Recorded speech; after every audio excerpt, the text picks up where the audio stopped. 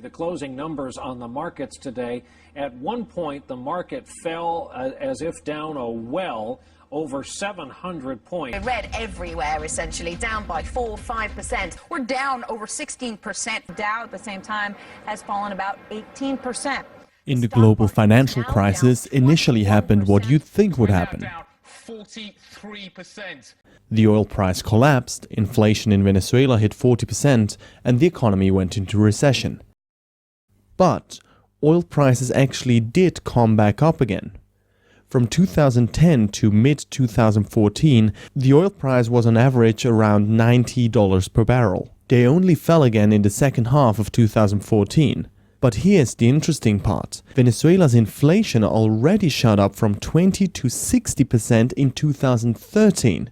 So a good year before the oil price crashed, and its economy already went into recession by the beginning of 2014. So high inflation, recession, and a high oil price coexisted for about a year. Why?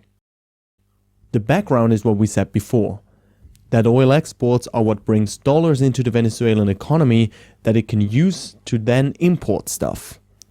If oil goes down, less stuff can be imported and domestic prices go up. In other words, inflation. Also, during the oil boom, the government failed to create new competitive companies or industries, but to the contrary, actually positively undermined the productivity of existing competitive companies and industries. There are essentially three factors that may explain how oil prices and inflation could be high at the same time. The first factor is that the government continuously outspent all oil revenues it received and simply had nothing left to spend. And so its economic mismanagement began to show directly as it tried to resort to price and exchange controls to prevent prices from rising, like we've seen already in the 1980s. But that brings in a second factor. As the government tried to uphold the exchange rate, the actual value the currency had on free markets was much lower. So there opened a large gap between how many bolivars a dollar costs through the official channel and in the so-called black, that is, the free market. So if you have a dollar in Venezuela, by far the most profitable thing to do is to sell it on the black market. Nothing you import and sell will ever produce so much profit. And whoever buys the dollar is likely to use it to protect their savings from inflation, import stuff for their own consumption or for their industry, and then they'd have to charge prices again that are higher. So all of these again lead to inflation. And in the back of all this is a third factor. Any reasonable observer knows that the Venezuelan government is doing a terrible job, and there's considerable uncertainty about how this will all end. And so people who can get their money out.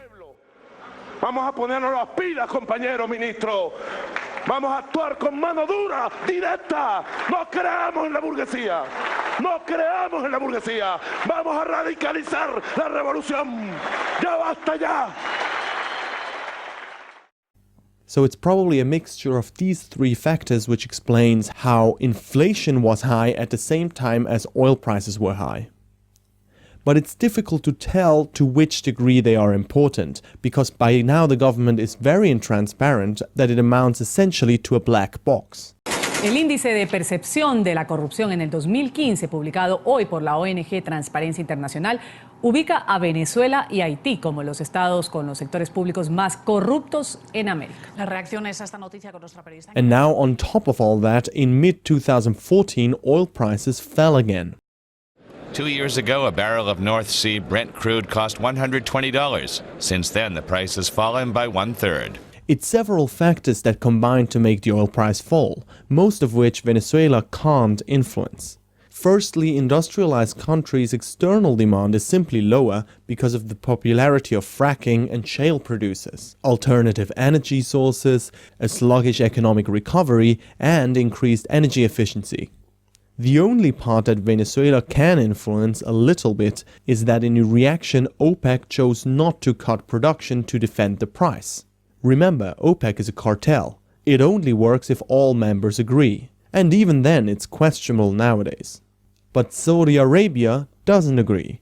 It wants to defend its market share by driving down the price and thus outcompeting more expensive fracking and shale oil producers. And until that changes, OPEC will not take action. So, metaphorically speaking, Venezuela is again in the 1980s.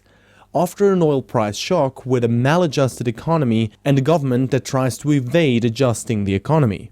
Like in the 80s, it tries to fix its way out of the trouble with exchange controls, price controls, capital controls, and rationing. But every time it solves one problem, another one pops up.